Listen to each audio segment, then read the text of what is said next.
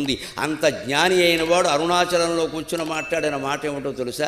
భగవంతునికి శరణాగతి చెందిన వాడి ప్రాక్తన కర్మ ఫలములు వానికి అనుకూలముగానే ఉండును కానీ ప్రతికూలముగా ఉండవు అన్నాడు ఆయన. ఎంత గొప్ప మాటో చూడండి.